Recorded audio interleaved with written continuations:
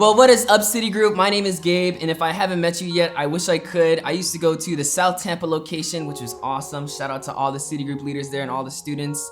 I'd like to give a shout out to all the first-time guests in the room because, you know, we have to honor that. All the first-time guests coming to Radiant, you guys are gonna have a great time, especially at City Group. It was one of my favorite things. I'm so excited to continue our collection called The Search Is Over. I've been super encouraged to start looking towards God to find the right solutions to the right different situations. And that includes the fruit of the Spirit. Remember, it comes from Galatians 5:22 through 23. But the fruit of the Spirit is love, peace, patience, kindness, goodness, faithfulness, gentleness, self-control. Against such things, there is no law.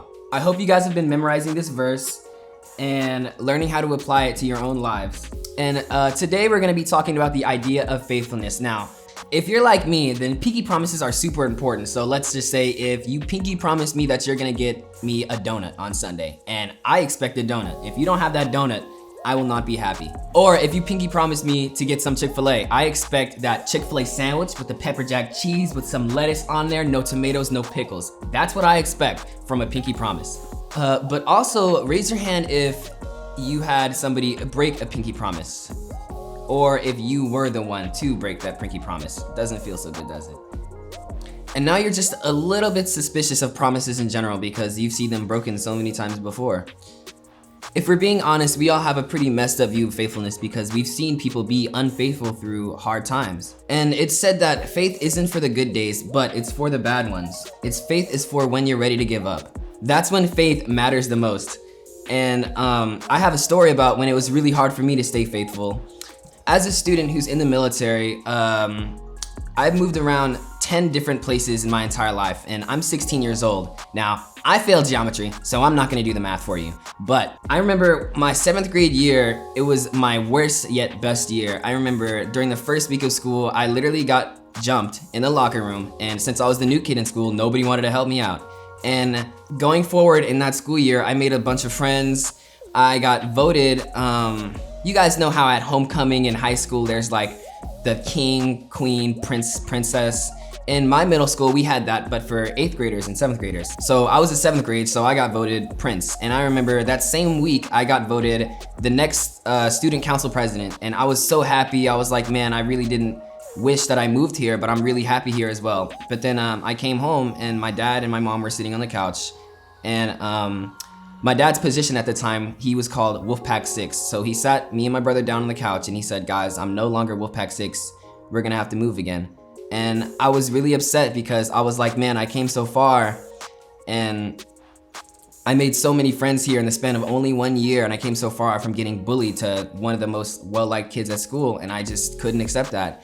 I remember I went behind my house, there's a big open clearing because we lived in the desert in the middle of nowhere.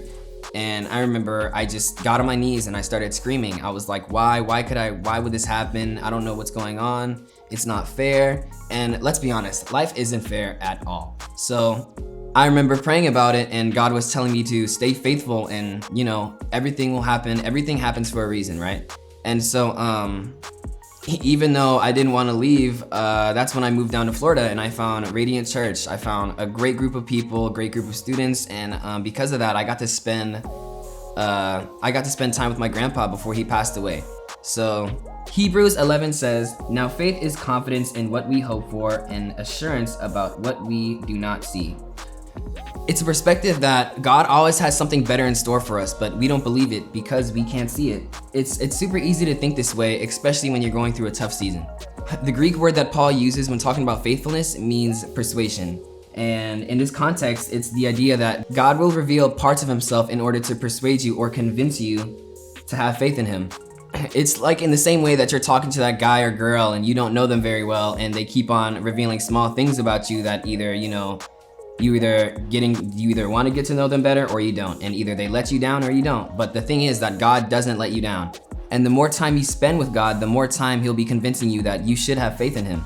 When I first moved to Florida, I really didn't believe that I belonged here. I really wanted to move back to California, but I kept on praying about it and I kept on staying faithful, and that brought me here.